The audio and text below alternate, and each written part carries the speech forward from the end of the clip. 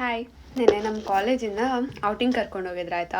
Srilakshmi temple ಅಂತ ಅಂದ್ಬಿಟ್ಟು ಆಶ್ಲ್ಯಾಂಡಲ್ಲಿದೆ. India ಅಲ್ಲಿ ಗೋಪುರ ಎಲ್ಲ ಇದ್ದು ಆ ಥರ ನಮ್ಮ ಮಸಾಚುಸೆಟ್ಸಲ್ಲಿ ಇರೋದು ಒಂದೇ ಟೆಂಪಲ್ ಅದು. ಅಲ್ಲಿಗೆ ನಮ್ಮ ಕಾಲೇಜಿಂದ ಫೀಲ್ಡ್ ಟ್ರಿಪ್ಪಿಗೆ ಕರ್ಕೊಂಡು ಹೋಗಿದ್ವಿ. And you know what, organise ಮಾಡಿದ್ದು ನಾನೇ, ಯಾಕಂದರೆ ನಾನು ಸ್ಟೂಡೆಂಟ್ ಇಂಟರ್ನ್ ಆಗಿ ವರ್ಕ್ ಮಾಡ್ತಾ ಇದ್ದೀನಿ. ಅಲ್ಲಿಂದ ಬರ್ತಾ ನಿಯರ್ ಬೈ ಒಂದು ಇಂಡಿಯನ್ ರೆಸ್ಟೋರೆಂಟಿಗೆ ಹೋಗಿದ್ವಿ. ನಮ್ಗೆ ಏನು ಬೇಕೋ ಅದೆಲ್ಲ ತೊಗೊಬೋದಿತ್ತು. ಸೊ ನಾನು ಮ್ಯಾಂಗೋ ಲಸ್ಸಿ, ಬಿರಿಯಾನಿ ಎಲ್ಲ ತಿನ್ಕೊಂಡು ಬಂದ್ವಿ. ಟೆಂಪಲಲ್ಲಿ ಪೂಜಾರಿ ಇರ್ತಾರಲ್ಲ, ಅವರು ಸಿಗ್ನಿಫಿಕೆನ್ಸ್ ಎಲ್ಲ ಹೇಳ್ತಾಯಿದ್ರು. ನಮ್ಮ ದೇವ್ರದ್ದಾಗಿರ್ಬೋದು, ಟೆಂಪಲ್ದಾಗಿರ್ಬೋದು, ಅಲ್ಲಿ ಗಂಟೆ ಏನಕ್ಕೆ ಬಾರಿಸ್ತೀವಿ ಅನ್ನೋದು ಎಲ್ಲನೂ. ಯಾಕಂದರೆ ಬರೀ ಇಂಡಿಯನ್ಸ್ ಹೋಗಿರಲಿಲ್ಲ ಇಲ್ಲಿ ಅವರು, ಆಮೇಲೆ ಬೇರೆ ಕಡೆಯಿಂದ ಎಲ್ಲ ಸ್ಟೂಡೆಂಟ್ಸ್ ಎಲ್ಲ ಬಂದಿದ್ದರು. ಸೊ ಅವರಿಗೆಲ್ಲನೂ ಗೊತ್ತಿರೋದಿಲ್ಲ ಅಲ್ವಾ, ಅವ್ರ ಕ್ವೆಶನ್ಸ್ನ ಕೇಳ್ತಾಯಿದ್ರು, ಇವ್ರು ಅದ್ರ ಬಗ್ಗೆ ಎಲ್ಲ ಹೇಳ್ತಾಯಿದ್ರು. ತುಂಬ ದಿನಗಳಾದಮೇಲೆ ದೇವಸ್ಥಾನಕ್ಕೆ ಹೋಗಿದ್ದು, ತುಂಬಾ ಚೆನ್ನಾಗಿತ್ತು. ಆ್ಯಂಡ್ ಆ ರೆಸ್ಟೋರೆಂಟಲ್ಲಿ ನಾವು ಹೋಗಿದ್ವಲ್ಲ, ಕೊನೆಯಲ್ಲಿ ಎಲ್ರಿಗೂ 30 ಮೆಂಬರ್ಸ್ ಹೋಗಿದ್ವಿ ಆಯಿತಾ. ಎಲ್ರಿಗೂ ಫ್ರೀಯಾಗಿ ಮ್ಯಾಂಗೋ ಲಸ್ಸಿ ಕೊಟ್ಟರು. ಅದನ್ನೇ ನಾನು ಕುಡಿತಾ ಇದ್ದೆ ಆಗಲೇ, ಇವಾಗ ಖಾಲಿ ಮಾಡಿದೆ. ಸೊ ಆ ಥರ ಸ್ಮಾಲ್ ಗೆಸ್ಟರ್ಸು ಎಷ್ಟು ಖುಷಿ ಕೊಡುತ್ತಲ್ವಾ ಅಂತ ಅನಿಸ್ತಾ ಇತ್ತು. So let's get into the video. ಇವತ್ತು ನಾವು ಅಕಾಮಿಡೇಷನ್ ಬಗ್ಗೆ ಮಾತಾಡೋಣ. ಹೇಗೆ ನಾವು ರೂಮ್ಸ್ನಾಗಲಿ ಮನೆ ಆಗಲಿ ಹುಡ್ಕೊಳ್ಳೋದಂತ ಅಂದ್ಬಿಟ್ಟು, ನಾವು ಹೇಗೆ ಇಂಡಿಯಾ ಅಲ್ಲಿ ಹೇಳ್ತೀವಲ್ವ 1 BHK 2 BHK 3 BHK ಅಂತ, ಅದೇ ಥರನೇ US ಅಲ್ಲಿ 1B 1B 2B 1B ಆ ಥರ ಎಲ್ಲ ಇರುತ್ತೆ. 1B 1B ಅಂದರೆ 1 ಬೆಡ್ 1 ಬಾತ್ ಅಂತ, 2B 1B ಅಂದರೆ 2 ಬೆಡ್ 1 ಬಾತ್ ಅಂತ. ಸೊ ಹಾಗೆ 2 ಬೆಡ್ 3B ಬಾತ್ ಆ ಥರ ಎಲ್ಲ ಹೇಳ್ತೀವಿ. ಸೊ ಲೀಗಲ್ ಆಗಿ ಸ್ಟೇ ಮಾಡೋಕ್ಕೆ ಆಪ್ಷನ್ಸ್ ಇರೋದು 1 ಬೆಡ್ 1 ಬಾತಲ್ಲಿ 2 ಪೀಪಲ್ ಸ್ಟೇ ಆಗ್ಬೋದು. 2 ಬೆಡ್ 2 ಬಾತ್ ಅಂದರೆ 2 ಬೆಡ್ರೂಮ್ 2 ಬಾತ್ರೂಮ್ ಇದ್ದರೆ ಅದರಲ್ಲಿ 4 ಜನ ಸ್ಟೇ ಆಗ್ಬೋದು. ಇದು ಕೂಡ ವೇರಿ ಆಗುತ್ತೆ ಆ ಸ್ಟೇಟಲ್ಲಿ. ನಾವು ಇರೋ ಮಸಾಚುಸೆಟ್ಸಲ್ಲಿ ಬೇರೆ ರೂಲ್ಸ್ ಇರುತ್ತೆ, ಟೆಕ್ಸಸಲ್ಲಿ ಬೇರೆ ರೂಲ್ಸ್ ಇರುತ್ತೆ.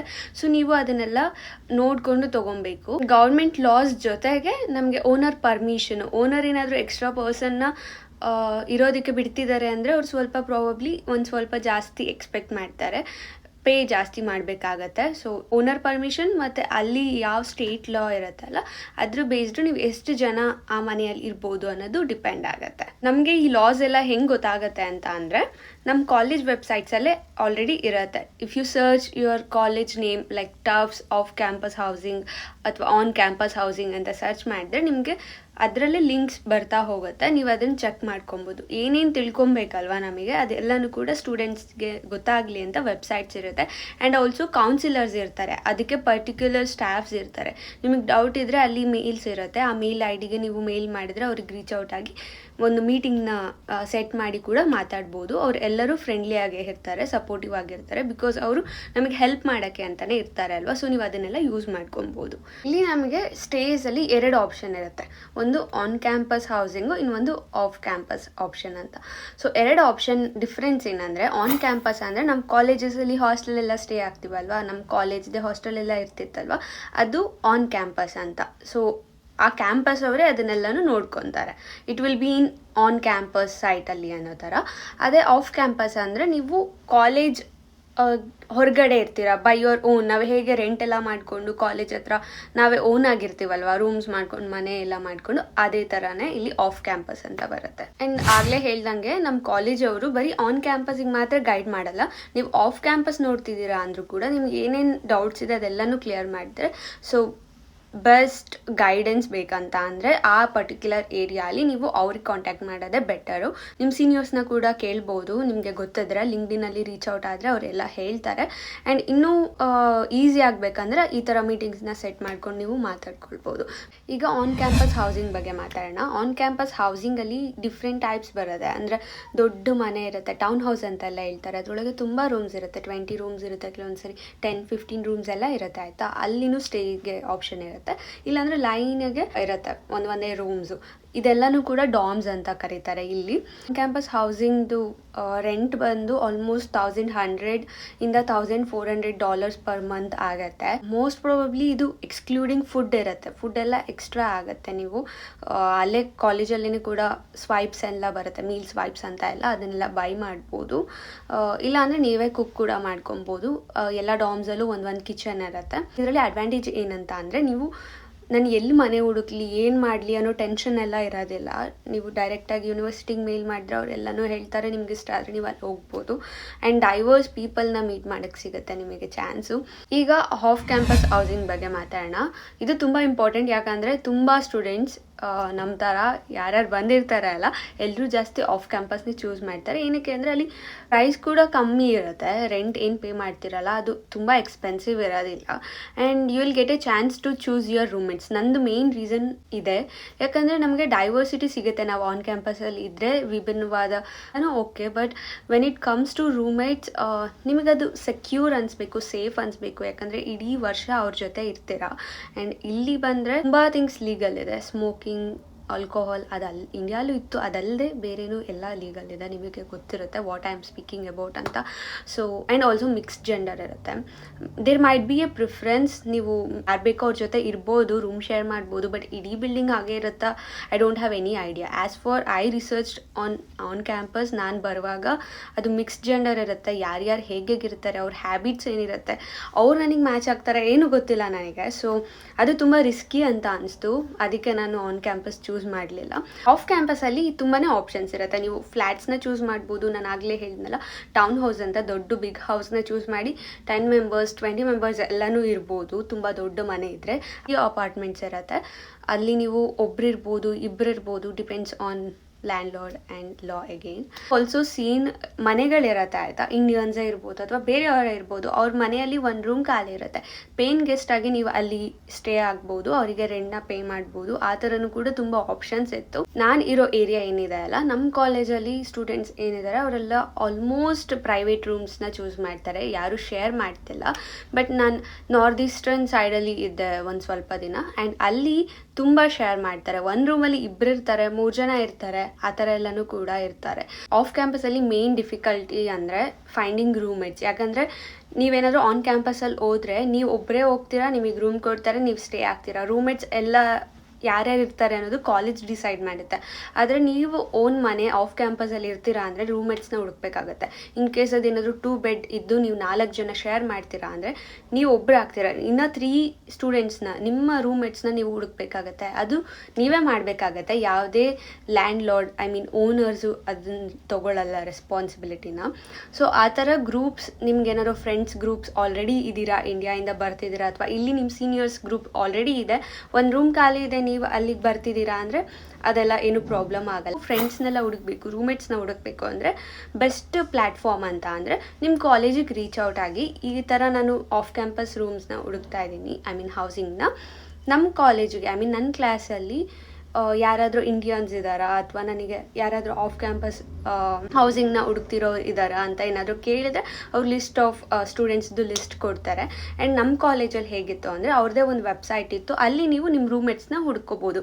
ನಿಮಗೆ ಏನೇನು ರಿಕ್ವೈರ್ಮೆಂಟ್ಸ್ ಇರುತ್ತಲ್ವ, ಈಗ ನೀವು you don't like someone who always partying ಅಂತ ಅಂದರೆ ಅದನ್ನೆಲ್ಲ ಮೆನ್ಷನ್ ಮಾಡ್ಬೋದು. ನನಗೆ ಈ ಥರ ರಿಕ್ವೈರ್ಮೆಂಟ್ಸ್ ಇದೆ, ನಾನು ನಿಮ್ಮ ಬಗ್ಗೆ ಎಕ್ಸ್ಪ್ಲೇನ್ ಮಾಡ್ಬೋದು. ನಿಮಗೆ ಏನೇನು ಇಂಪಾರ್ಟೆಂಟು, ಹೈಜಿನಿಕ್ ಆಗಿರೋದು, ಕ್ಲೀನ್ ಆಗಿರೋದು, ಸೈಲೆಂಟ್ ಆಗಿರೋದು, ಆ ಥರ ಎಲ್ಲನೂ ಬರೆದ್ಬಿಟ್ಟು ನಾನು ಈ ಥರ ಇದ್ದೀನಿ, ನನಗೆ ಈ ಥರ ಇರೋ ರೂಮ್ಮೇಟ್ಸ್ ಬೇಕಿದೆ ಅಂತ ಅಂದ್ಬಿಟ್ಟು ಪೋಸ್ಟ್ ಮಾಡಿದರೆ ಅಲ್ಲಿಂದನೂ ಕೂಡ ನಿಮಗೆ ರೀಚ್ ಔಟ್ ಆಗ್ತಾರೆ. ಕಾಲೇಜ್ ವೆಬ್ಸೈಟ್ ಅಲ್ಲದೆ ನಿಮಗೆ ನೀವು FB ಪೋಸ್ಟ್ ಮಾಡ್ಬೋದು. ಇಲ್ಲಿ ತುಂಬ ಜನ ಫೇಸ್ಬುಕ್ಕಲ್ಲಿ ಆ್ಯಕ್ಟಿವ್ ಆಗಿರ್ತಾರೆ, ಅಲ್ಲಿ ಅವ್ರ ಮನೆಗಳನ್ನ ಪೋಸ್ಟ್ ಮಾಡ್ತಾರೆ. ಪರ್ಟಿಕ್ಯುಲರ್ ಏರಿಯಾದೇ ಒಂದೊಂದು ಗ್ರೂಪ್ಸ್ ಎಲ್ಲ ಇರುತ್ತೆ. ಈಗ ಬಾಸ್ಟನ್ ಹೌಸಿಂಗ್ ಗ್ರೂಪ್ ಅಥವಾ ಮೆಟ್ಫೋರ್ಡ್ ಹೌಸಿಂಗ್ ಗ್ರೂಪ್, ಮತ್ತು ಕಾಲೇಜ್ದು ಇರುತ್ತೆ ಟಫ್ಸ್ ಹೌಸಿಂಗ್ ಗ್ರೂಪ್ ಅಂತ ಎಲ್ಲನೂ ಸ್ಟೂಡೆಂಟ್ಸ್ ಮಾಡ್ಕೊಂಡಿರ್ತಾರೆ, ಇನ್ಕಮಿಂಗ್ ಸ್ಟೂಡೆಂಟ್ಸ್ ಎಲ್ಲ. ಅಲ್ಲಿ ನೀವು ರಿಕ್ವೈರ್ಮೆಂಟ್ಸ್ನ ಪೋಸ್ಟ್ ಮಾಡ್ಬೋದು. ನಾನು ಈಗ ಮನೆ ಹುಡುಕ್ತಾ ಇದ್ದೀನಿ, ಯಾರಿಗಾದ್ರೂ ಮನೆ ಗೊತ್ತಿದ್ರೆ ರೀಚ್ ಔಟ್ ಆಗಿ, ಇಲ್ಲಾಂದರೆ ರೂಮ್ಮೇಟ್ಸ್ ಬೇಕಿದೆ, ನನ್ನ ಹತ್ರ ಆಲ್ರೆಡಿ ಮನೆ ಇದೆ ಅಂತೆಲ್ಲ ರೀಚ್ ಔಟ್ ಆದರೆ ಸಿಗುತ್ತೆ. ಆ್ಯಂಡ್ ವಾಟ್ಸಪ್ ಗ್ರೂಪ್ಸ್ ಆಗಿಬಿಡುತ್ತೆ ಅಲ್ಲೇ. ಈಗ ಇನ್ನೊಂದು ಆಪ್ಷನ್ ಇದೆ ಅಲ್ಲ, ಕಮ್ಯುನಿಟಿ ಅಂತ ಏನೋ ವಾಟ್ಸಪ್ಪಲ್ಲಿ, ಆ ಥರ ಅವ್ರದ್ದೇ ಒಂದು ಗ್ರೂಪ್ಸ್ ಆಗ್ತಾ ಹೋಗುತ್ತೆ. Once you get an admit from the college ಅದೆಲ್ಲ ಆಟೋಮೆಟಿಕ್ಲಿ ಆಗ್ತಾ ಇರುತ್ತೆ. ಸೊ ಅದಕ್ಕೆ ನೆಟ್ವರ್ಕಿಂಗ್ ತುಂಬ ಇಂಪಾರ್ಟೆಂಟ್ ಆಗುತ್ತೆ. ಒನ್ಸ್ ಆ ಗ್ರೂಪ್ ಆದಮೇಲೆ ನಿಮಗೆ ಅಲ್ಲೇ ಚಾಟ್ ಮಾಡಿಕೊಂಡು ಕ್ಲಿಯರ್ ಮಾಡ್ಕೊತೀರಾ ಯಾರ್ಯಾರು ರೂಮ್ಮೇಟ್ಸ್ ಇದ್ದಾರೆ, ಹೇಗಿರುತ್ತೆ ಅಂತ ಎಲ್ಲನೂ ಕೂಡ. ಇನ್ಸ್ಟಾಗ್ರಾಮ್ ಗ್ರೂಪ್ಸ್ ಇರುತ್ತೆ. ನಿಮ್ಮ ಕಾಲೇಜ್ ಹೆಸರು ಸರ್ಚ್ ಮಾಡಿ ಈ ಇಯರ್ ಇಂಟೇಕ್ ಅಂತ ಸರ್ಚ್ ಮಾಡಿದರೆ ಫಾಲ್ ಇಂಟೇಕ್ 2025 ಆ ಥರ ಎಲ್ಲನೂ ನಿಮಗೆ ಅದರಲ್ಲಿ ಆಟೋಮೆಟಿಕ್ಕಾಗಿ ಸಿಗುತ್ತೆ. And I am also planning to create an Telegram group as well as the IG group. ಅದನ್ನು ನಾನು ಡಿಸ್ಕ್ರಿಪ್ಷನಲ್ಲಿ ಹಾಕಿರ್ತೀನಿ, ನೀವು ಆ ಒಂದು ಪ್ಲ್ಯಾಟ್ಫಾರ್ಮ್ನ ಯೂಸ್ ಮಾಡ್ಕೊಬೋದು. ಅದಕ್ಕೆ ನೀವು ಹೌಸಿಂಗ್ನ ತುಂಬ ಮುಂಚೆನೇ ಶುರು ಮಾಡೋದು ಒಳ್ಳೆಯದು. ಯಾಕಂದರೆ ನೀವು ಕೊನೆ ಮೂಮೆಂಟಲ್ಲಿ ಶುರು ಮಾಡಿದರೆ ನಿಮಗೆ ತುಂಬ ಟೈಮ್ ಇರೋದಿಲ್ಲ, ಬೇಗ ಜಾಸ್ತಿ ಆಪ್ಷನ್ಸ್ ಇರಲ್ಲ, ಯಾವುದೋ ಒಂದು ಡಿಸೈಡ್ ಮಾಡಬೇಕು ಬೇಗ ಅನ್ನೋ ಒಂದು ಪ್ರೆಷರ್ ಇರುತ್ತೆ. ಅದೇ ನೀವು ತುಂಬ ಅರ್ಲಿ ಶುರು ಮಾಡಿದ್ರೆ ನಿಮಗೆ ಆಪ್ಷನ್ಸ್ ತುಂಬ ಇರುತ್ತೆ. ಒಂದು ಆಪ್ಷನ್ ಅಂದರೆ ಸಬ್ಮಿಟಿಂಗ್ ಮಾಡ್ಕೊಳ್ಳೋದು. ಈಗ ಸೀನಿಯರ್ಸ್ ಯಾರಾದರೂ ಇರ್ತಾರೆ, ಅವರಿಗೆ ಕೆಲಸ ಸಿಗಿರುತ್ತೆ, ಇಂಟರ್ನ್ಶಿಪ್ ಸಿಕ್ಕಿರುತ್ತೆ, ಅಥವಾ ಏನೋ ಒಂದು ಆಗಿ ಅವರು ಬಿಟ್ಟೋಗಿರ್ತಾರೆ ಅಥವಾ ಮೂವ್ ಔಟ್ ಆಗಿರ್ತಾರೆ, ಬೇರೆ ಸ್ಟೇಟಿಗೆ ಹೋಗಿರ್ಬೋದು, ಆ ಥರ ಎಲ್ಲನೂ. ಹಾಗಿರುವಾಗ ಆ ರೂಮ್ನ ನೀವು ಫಿಲ್ ಮಾಡ್ಬೋದು. ಇದರಲ್ಲಿ ಇಂಪಾರ್ಟೆಂಟ್ ಆಗಿ ನೀವು ಏನು ನೋಡಬೇಕಂದ್ರೆ, ಅವ್ರು ಬಿಟ್ಟೋದ್ಮೇಲೆ ಆ ಒಂದು ಲೀಸ್ ಅಗ್ರಿಮೆಂಟಲ್ಲಿ ನೀವು ಟೆಂಟೆಂಟಾಗಿ ಇರಬೇಕು ನಿಮ್ಮ ಹೆಸರು. ಸೊ ಅವಾಗ ನೀವು ಲೀಗಲ್ ಆಗಿ ಅದನ್ನು ಸಬ್ಮಿಟ್ ಮಾಡಿದ್ದೀರಾ ಅಂತ. ಸೊ ಅದಕ್ಕೆ ಅವರು ಅವರ ಓನರ್ ಜೊತೆ ಅಥವಾ ಏಜೆಂಟ್ ಜೊತೆ ಯಾರ ಜೊತೆ ಆದರೂ ಮಾತಾಡಿ ನಿಮ್ಮ ಹೆಸರನ್ನ ಅವರು ಇದಿರುತ್ತಲ್ಲ, oh god I forgot it name, agreement ಇರುತ್ತಲ್ವಾ, ಆ ಅಗ್ರಿಮೆಂಟಲ್ಲಿ ನಿಮ್ಮ ಹೆಸರು ಇರಬೇಕು ಅನ್ನೋದನ್ನ ನೋಡ್ಕೊಳ್ಳಿ. ಸೊ ಒನ್ಸ್ ನಿಮ್ಮದು ಗ್ರೂಪ್ ಫಾರ್ಮ್ ಆಗುತ್ತಲ್ಲ, ಯಾರ ಜೊತೆ ನೀವು ಸ್ಟೇ ಆಗ್ತೀರಾ ಅಂತ, ರೂಮ್ಮೇಟ್ಸ್ ಆಗಲಿ ಫ್ರೆಂಡ್ಸ್ ಆಗಲಿ ಎಲ್ರದ್ದು, ಆಮೇಲೆ ನೀವು ಮನೆ ಹುಡ್ಕಕ್ಕೆ ಶುರು ಮಾಡಿ. ಅದಕ್ಕೆ ನೀವು ಆನ್ಲೈನ್ ಪ್ಲ್ಯಾಟ್ಫಾರ್ಮ್ಸ್ ಇದೆ, ಈಗ apartment.com ಇದೆ, zillow.com ಇದೆ, suleka.com ಇದೆ. ಸುಲೇಖಾ ಅಲ್ಲಿ ಜಾಸ್ತಿ ಇಂಡಿಯನ್ಸ್ಗೆ ನೋಡ್ಬೋದು, ಆ್ಯಂಡ್ ಅಲ್ಲಿ ರೂಮ್ಮೇಟ್ಸ್ನ ಕೂಡ ನೀವು ಸರ್ಚ್ ಮಾಡ್ಬೋದು, ಅದು ಒಂದು ಆಪ್ಷನ್ ಇದೆ. ಝೀಲೋ ಬಂದು ಸ್ವಲ್ಪ ಅಫೋರ್ಡಬಲ್ ಇದೆ apartment.comಗಿಂತ. ಆ್ಯಂಡ್ ಇನ್ನೊಂದು ನಾನು ಮನೆ ಹುಡುಕುವಾಗ ನೋಡಿದ್ದೇನಂತ ಅಂದರೆ, zillow.com ನಮ್ಮ ಮನೆ ಇತ್ತು, apartment.com ನಮ್ಮ ಮನೆ ಇತ್ತು. ಎರಡರಲ್ಲೂ ಪ್ರೈಸ್ ವೇರಿ ಇತ್ತು, ಆ್ಯಂಡ್ ಎರಡನ್ನೂ ಬೇರೆ ಬೇರೆ ಏಜೆಂಟು ಲಿಸ್ಟ್ ಮಾಡಿದರು. ಸೊ ಏನಾಗುತ್ತೆ ಅಂದರೆ, ಈ ಥರ ಒಂದು ಆನ್ಲೈನ್ ವೆಬ್ಸೈಟ್ಸಲ್ಲಿ ಏಜೆಂಟ್ಸ್ ಅಂತ ಇರ್ತಾರೆ. ಆ ಏಜೆಂಟ್ಸು ಅವ್ರ ಲಿಸ್ಟಿಂಗ್ಸಲ್ಲಿ ಏನೇನು, ಈಗ ನಾನು ಒಬ್ಳು ಏಜೆಂಟ್ ಅಂದರೆ ನನ್ನ ಲಿಸ್ಟಲ್ಲಿ ಒಂದು 10 ಅಪಾರ್ಟ್ಮೆಂಟ್ ಇರುತ್ತೆ, ನಾನು ಅದನ್ನು zillow.com ಹಾಕಿರ್ತೀನಿ. ಇನ್ನೊಬ್ಬ ಏಜೆಂಟು ನನ್ನ ಹತ್ರ ಇರೋ ಮನೆಗಳನ್ನೇ ಬೇರೆ apartment.com ಹಾಕಿರ್ತಾನೆ. ಸೊ ಓನರ್ ಏನು ಮಾಡಿರ್ತಾರೆ ಅಂತ ಅಂದರೆ, ಅವ್ರಿಗೆ ಆಪ್ಷನ್ಸ್ ಇರುತ್ತೆ. ನಾನು ಕಮ್ಮಿಗೆ ಲಿಸ್ಟಿಂಗ್ ಮಾಡಿರ್ತೀನಿ ಝೀಲೋ ಅಲ್ಲಿ, ಅವರು ಜಾಸ್ತಿಗೆ ಮಾಡಿರ್ತಾರೆ. ಇನ್ ಕೇಸ್ ಇಬ್ರಿಗೂ ಒಂದು ಅಪ್ಲಿಕೇಶನ್ ಸಿಕ್ಕಿದ್ರೆ ಅವ್ರು ಯಾವ್ದನ್ನ ಆಕ್ಸೆಪ್ಟ್ ಮಾಡ್ತಾರೆ, ಆ ಕಡೆ ಜಾಸ್ತಿ ಇರೋದನ್ನ ಆಕ್ಸೆಪ್ಟ್ ಮಾಡ್ತಾರೆ ಅಲ್ವಾ. ಸೊ ಆ ಥರ ಎಲ್ಲ ನಡೀತಿರುತ್ತೆ. ಸೊ ನಿಮ್ಗೇನಾದರೂ ಮನೆ ಸಿಕ್ಕಿದ್ರೆ ಅದನ್ನು ಬೇರೆ ಬೇರೆ ಪ್ಲ್ಯಾಟ್ಫಾರ್ಮ್ಸಲ್ಲೂ ರಿಸರ್ಚ್ ಮಾಡಿ, ಎಲ್ಲಿ ಕಮ್ಮಿ ಇದೆ ಅಂತ ಅಂದ್ಬಿಟ್ಟು ಅವ್ರ ಮೂಲಕ ಹೋಗಿ ಆ್ಯಂಡ್ ಕಾಸ್ಟ್ ಚೆಕ್ ಮಾಡ್ಕೊಳ್ಳಿ. ಯಾಕಂದರೆ ತುಂಬ ಸ್ಕ್ಯಾಮ್ಸ್ ಎಲ್ಲ ನಡೆಯುತ್ತೆ. ಆ್ಯಂಡ್ ಏಜೆಂಟ್ಸೇ ಸಪ್ರೇಟ್ ಇರ್ತಾರೆ. ಈಗ ನಿಮ್ಗೆ ಸೀನಿಯರ್ಸ್ ಗೊತ್ತಿದೆ ಅಥವಾ ಬೇರೆ ಯಾರಾದರೂ ಗೊತ್ತಿದ್ರೆ ಅವರು ಆಲ್ರೆಡಿ ಮನೆ ಮಾಡ್ಕೊಂಡಿರ್ತಾರಲ್ವ. ಸೊ ಅವರಿಗೆ ಏಜೆಂಟ್ಸ್ ಪರಿಚಯ ಇರ್ತಾರೆ, ಅವ್ರ ಮೂಲಕ ಆ ಏಜೆಂಟ್ಸ್ದು ನಂಬರ್ ಆಗಲಿ ಇಮೇಲ್ ಆಗಲಿ ಎಲ್ಲ ತಿಳ್ಕೊಂಡು ನೀವು ಅವ್ರನ್ನ ಕಾಂಟ್ಯಾಕ್ಟ್ ಮಾಡಿ ಮನೆಗಳನ್ನ ಹುಡ್ಕೋಬೋದು. ಹಾಗೆ ಕಾಲೇಜ್ ವೆಬ್ಸೈಟ್ಸಲ್ಲೂ ಕೂಡ ಕೆಲವೊಬ್ರು ಏಜೆಂಟ್ಸ್ದು ನಂಬರ್ ಇರುತ್ತೆ, ಅವರೆಲ್ಲ ಟ್ರಸ್ಟೆಡ್ ಏಜೆಂಟ್ಸ್ ಆಗಿರ್ತಾರೆ. ಅವ್ರ ಮುಖಾಂತರನೂ ಕೂಡ ನೀವು ಇದನ್ನು ಪ್ರೊಸೀಡ್ ಮಾಡಿಸ್ಕೋಬೋದು. ಕೆಲವೊಂದು ರಿಕ್ವೈರ್ಮೆಂಟ್ಸಲ್ಲಿ ಹೀಟರ್ ಆಗಲಿ, ಗ್ಯಾಸ್ ಇನ್ಕ್ಲೂಡೆಡ್ ಇದೆಯಾ, ಎಲೆಕ್ಟ್ರಿಸಿಟಿ ಇದೆಯಾ, ಆಮೇಲೆ ಆ ಎಲೆಕ್ಟ್ರಿಸಿಟಿ ನಿಮ್ಮ ರೆಂಟಲ್ಲೇ ಇನ್ಕ್ಲೂಡ್ ಆಗುತ್ತಾ ಅಥವಾ ಎಕ್ಸ್ಕ್ಲೂಡ್ ಆಗುತ್ತಾ, ಅದೆಲ್ಲನೂ ಕೂಡ ಮ್ಯಾಟರ್ ಆಗುತ್ತೆ. ಕನ್ಸಿಡರ್ ಮಾಡ್ಕೊಳ್ಳಿ. ಲೊಕೇಶನ್ ವೆರಿಫೈ ಮಾಡ್ಕೊಳ್ಳಿ, ಆ ಲೊಕೇಶನಲ್ಲಿ ಆ ಪ್ರಾಪರ್ಟಿ ನಿಜವಾಗ್ಲೂ ಇದೆಯಾ ಅಂತ. ನಾನು ಆಗಲೇ ಹೇಳ್ದಂಗೆ ಸ್ಕ್ಯಾಮ್ಸ್ ತುಂಬಾ ಆಗುತ್ತೆ. ಸೊ ನಿಮಗೆ ಯಾರಾದರೂ ಗೊತ್ತಿರ್ತಾರಲ್ಲ ಸೀನಿಯರ್ಸ್ನ, ಅಥವಾ ಕಾಲೇಜಿಗೆ ಮೇಲ್ ಮಾಡಿ, ಈ ಥರ ಒಂದು ಪ್ರಾಪರ್ಟಿ ಇದೆಯಾ, ನಾನಿಲ್ಲಿ ಲೀಸ್ ಅಗ್ರಿಮೆಂಟ್ ಮಾಡಬೇಕಂತ ಅನ್ಕೊತಾ ಇದ್ದೀನಿ ಅಂತ ಅಂದ್ಬಿಟ್ಟು ಅವರು ಹೋಗಿ ನೋಡಿಕೊಂಡು ನಿಮಗೆ ಕನ್ಫರ್ಮ್ ಮಾಡ್ತಾರೆ. ನೀವು ಅವಾಗ ಪ್ರೊಸೀಡ್ ಮಾಡ್ಬೋದು. ಯಾಕಂದರೆ ತುಂಬಾ ಸ್ಕ್ಯಾಮ್ಸ್ ಇರುತ್ತೆ. ಆ ಪ್ರಾಪರ್ಟಿ ಇರೋದೇ ಇಲ್ಲ ಆ ಜಾಗದಲ್ಲಿ, ಅಥವಾ ಬೇರೆ ಯಾರ್ದೋ ಇರುತ್ತೆ. ಸುಮ್ಮನೆ ಯಾವ್ದ್ಯಾವುದೋ ಫೋಟೋಸ್ನ ತೊಗೊಂಡು ಹಾಕಿ ಎಲ್ಲನೂ ಮೋಸ ಮಾಡೋದೆಲ್ಲನೂ ಇರುತ್ತೆ. ಆ್ಯಂಡ್ ನೀವು US ಬರೋಕ್ಕೂ ಮುಂಚೆನೇ ಇಂಡಿಯಾಲಿರುವಾಗಲೇ ಅಗ್ರಿಮೆಂಟಿಗೆ ಸೈನ್ ಹಾಕ್ತೀರಾ ಡಿಜಿಟಲಿ, ಆ್ಯಂಡ್ ನಿಮ್ಮ ಪೇಮೆಂಟ್ನೆಲ್ಲ ಪೇ ಮಾಡಿರ್ತೀರಾ. ಸೊ ಅದಕ್ಕೆ ಅದನ್ನೆಲ್ಲ ತುಂಬ ಸೀರಿಯಸ್ ಆಗಿ ಕನ್ಸಿಡರ್ ಮಾಡಿ. ಹೋಮ್ ಪಿಕ್ಚರ್ಸ್ ಇರುತ್ತಲ್ಲ, ಅದಕ್ಕೂ ನಾವು ರಿಯಲ್ ಆಗಿ ಮನೆಗೆ ಬಂದಾಗ ನೋಡೋದಕ್ಕೂ ಡಿಫ್ರೆಂಟ್ ಇರುತ್ತೆ ಆಯಿತಾ. ಅವ್ರು ಕಳಿಸೋ ವೀಡಿಯೋಸ್ ಆಗಲಿ ಅಥವಾ ಫೋಟೋಸ್ ಆಗಲಿ ಅದೇ ಬೇರೆ ಥರ ಇರುತ್ತೆ, ಮನೆಯೇ ಬೇರೆ ಥರ ಇರುತ್ತೆ.